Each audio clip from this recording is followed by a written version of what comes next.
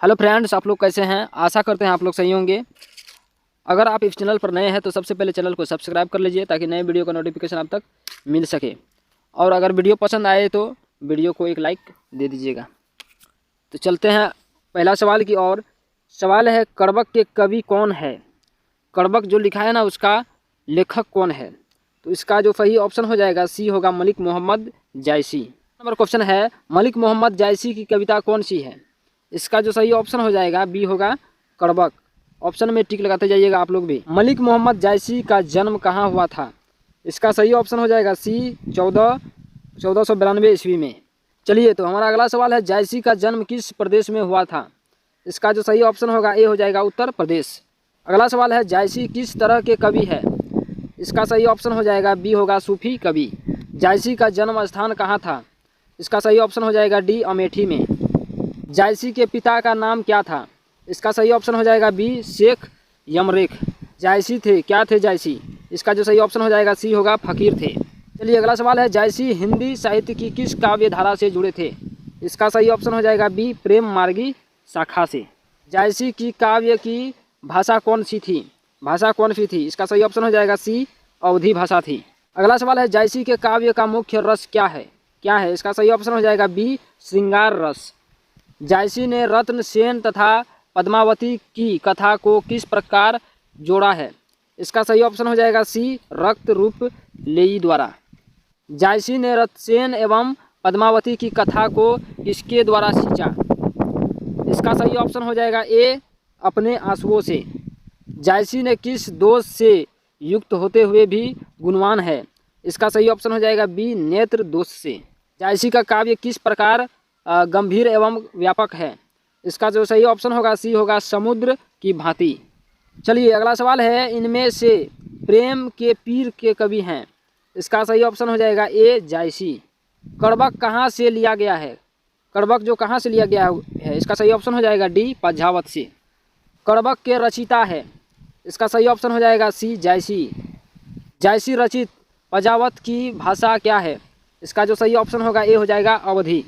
अगला क्वेश्चन है, मलिक मोहम्मद जायसी किस परंपरा के कवि है? इसका सही ऑप्शन हो जाएगा सी, प्रेमाख्यानक काव्य परंपरा के। जायसी ने अपनी आँख की उपमा किससे की है? इसका सही ऑप्शन हो जाएगा डी, दर्पण से। मलिक मोहम्मद जायसी किस शाखा के कवि है? इसका सही ऑप्शन हो जाएगा ए, प्रेम मार्गी शाखा के। कौन सी कृति जायसी की नहीं है? इसका सही ऑप्शन हो जाएगा डी, मृगावती। पद्मावत किसकी रचना है? इसका सही ऑप्शन हो जाएगा सी, जायसी की। अगला सवाल है, सूरदास की कौन सी रचना है? इसका सही ऑप्शन हो जाएगा डी, पद। अगला क्वेश्चन है, सूरदास किस भक्ति के कवि है? इसका सही ऑप्शन हो जाएगा बी, कृष्ण भक्ति के। अगला सवाल है, सूरदास किस भाषा के प्रसिद्ध कवि हैं? इसका सही ऑप्शन हो जाएगा सी, ब्रज भाषा के। चलिए, अगला सवाल है, वात्सल्य के विश्व में अद्वितीय कवि कौन है? इसका सही ऑप्शन हो जाएगा ए, सूरदास। सूरदास किस धारा के कवि हैं? इसका सही ऑप्शन हो जाएगा बी, कृष्णाश्रयी। कृष्ण कहाँ बैठकर भोजन कर रहे हैं? इसका सही ऑप्शन हो जाएगा ए, नंद की गोद में। चलिए, अगला सवाल है, प्रस्तुत प्रथम पद में कृष्ण को किसकी सूचना दी जाती थी? इसका सही ऑप्शन हो जाएगा सी, भोर होने की।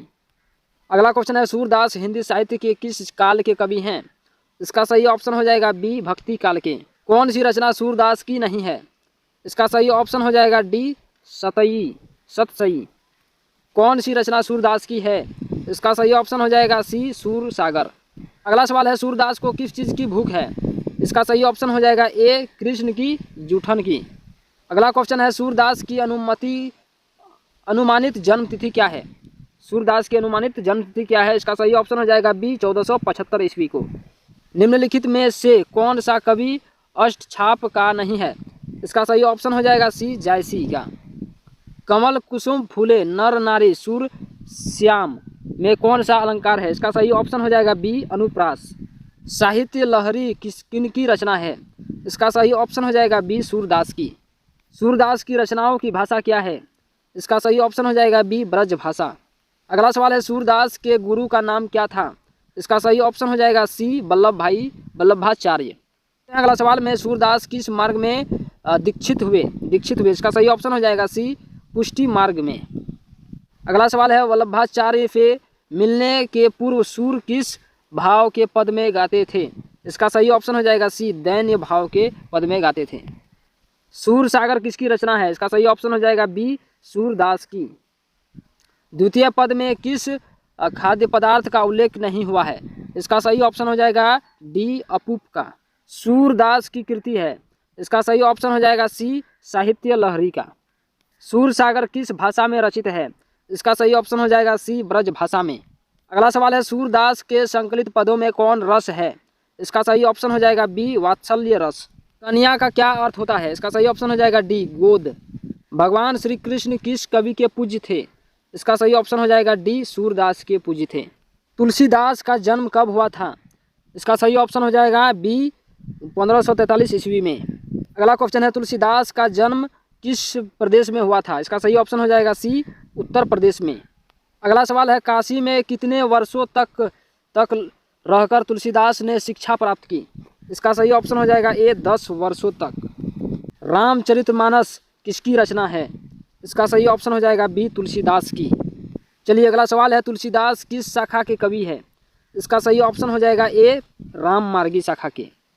दूसरे पद में तुलसी ने अपना परिचय किस रूप में दिया है? इसका सही ऑप्शन हो जाएगा सी, भिखारी के रूप में। अगला सवाल है, तुलसीदास को किस चीज़ की भूख है? इसका सही ऑप्शन हो जाएगा बी, भक्ति के। चलिए हमारा अगला सवाल है, तुलसीदास के पठित पद में किस भाषा में है? इसका सही ऑप्शन हो जाएगा डी, अवधी भाषा में।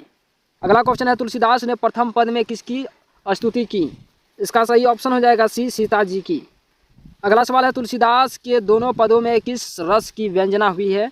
इसका सही ऑप्शन हो जाएगा बी, भक्ति रस के। चलिए हमारा अगला सवाल है, तुलसीदास ने प्रथम पद में अपना परिचय किस रूप में दिया है?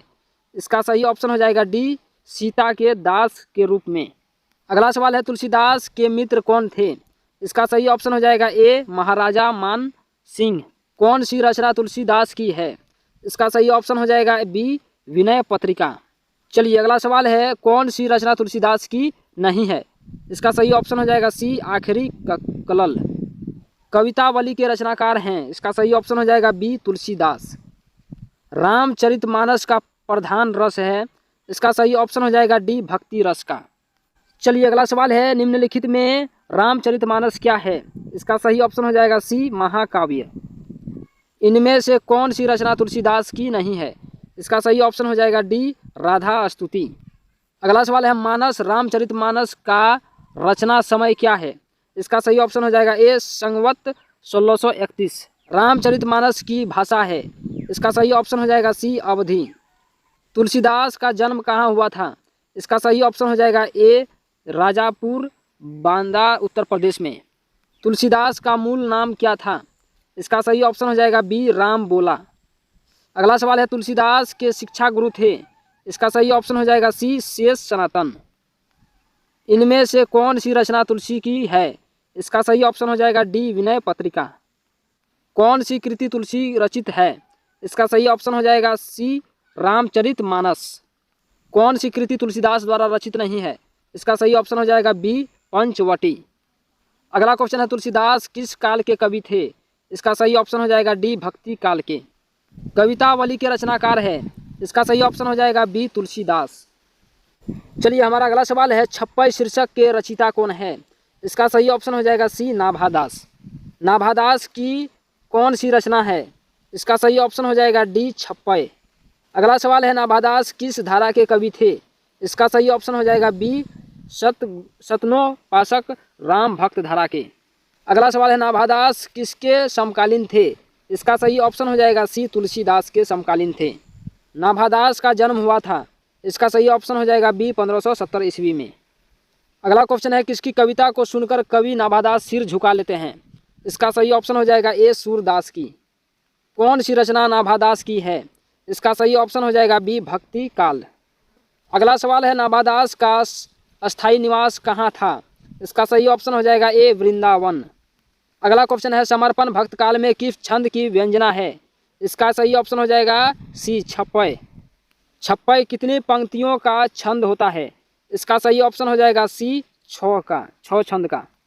सर के कवित्व को सुनकर सभी क्या करते हैं? इसका सही ऑप्शन हो जाएगा ए, सिर हिलाते हैं।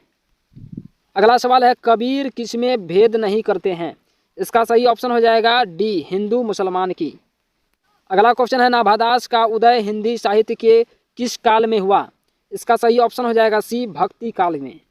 सबके हित का वचन कौन कहता है? इसका सही ऑप्शन हो जाएगा बी कबीर। अगला सवाल है कहानी का अर्थ होता है? इसका सही ऑप्शन हो जाएगा डी विश्वास प्रतीत। नाभादास के दीक्षा गुरु हैं? इसका सही ऑप्शन हो जाएगा ए स्वामी अग्रदास अग्रावली। चलिए हमारा अगला सवाल है भक्तमाल के रचयिता कौन है? इसका सही ऑप्शन हो जाएगा डी नाभादास। चलिए अगला सवाल है नाभादास किसके शिष्य थे? इसका सही ऑप्शन हो जाएगा सी स्वामी अग्रदास के। चलिए हमारा अगला सवाल है कबीरदास किस शाखा के कवि हैं? इसका जो सही ऑप्शन होगा बी होगा निर्गुण शाखा के। नाभादास किस काल के कवि थे? इसका सही ऑप्शन हो जाएगा ए भक्ति काल के। अगला सवाल है नाभादास की कविता किन दो कवियों के बारे में है? इसका सही ऑप्शन हो जाएगा बी कबीर एवं सूरदास। चलिए हमारा अगला सवाल है भूषण ने कौन सी कविता लिखी है? इसका जो सही ऑप्शन होगा सी होगा कवित। कवित शीर्षक कविता के कवि कौन हैं? इसका सही ऑप्शन हो जाएगा बी भूषण। चलिए अगला सवाल है भूषण रीति काल की किस धारा के कवि हैं? इसका जो सही ऑप्शन होगा डी हो जाएगा रीति युग धारा के। कवित के प्रथम पद में कौन सा रस है? इसका जो सही ऑप्शन हो जाएगा ए होगा वीर रस। चलिए अगला सवाल में चलते हैं कवित के द्वितीय पद में किस रस की अभिव्यंजना हुई है? इसका जो सही ऑप्शन हो जाएगा ए करुण रस का। चलते हैं अगला सवाल में भूषण ने मुख्यतः किस भाषा में रचना की है? इसका जो सही ऑप्शन हो जाएगा बी ब्रज भाषा में। छत्रसाल की तलवार ने कौन सा रूप धारण कर रखा है? इसका सही ऑप्शन हो जाएगा ए रौद्र रूप का। चलिए अगला सवाल है छत्रसाल की तलवार काली देवी को क्या प्रदान करती है? इसका सही ऑप्शन हो जाएगा ए प्रसाद। चलिए हमारा अगला सवाल है निम्नलिखित में कौन सी रचना भूषण की है? इसका सही ऑप्शन हो जाएगा डी शिवराज भूषण की। भूषण के प्रथम दंड में कौन सा रस है? इसका सही ऑप्शन हो जाएगा सी वीर रस का। भूषण के द्वितीय छंद में किस रस की अभिव्यंजना हुई है? इसका सही ऑप्शन हो जाएगा बी रौद्र रस का। प्रलय भानु तम तोम में कौन सा अलंकार है? इसका सही ऑप्शन हो जाएगा ए रूपक। चलिए अगला सवाल है कौन सी कृति भूषण की है? इसका सही ऑप्शन हो जाएगा बी शिवा बापनी। अगला सवाल है कवि भूषण की उपाधि दी थी? इसका सही ऑप्शन हो जाएगा ए चित्रकूट के सोलंकी राजा रुद्र शाह ने। अगला सवाल है भूषण ने किस रस को प्रमुखता दी? इसका सही ऑप्शन हो जाएगा बी करुण रस का। चलिए अगला सवाल है शिवराज भूषण में कितने अलंकारों का निरूपण हुआ है? इसका सही ऑप्शन हो जाएगा डी 105 अलंकार का।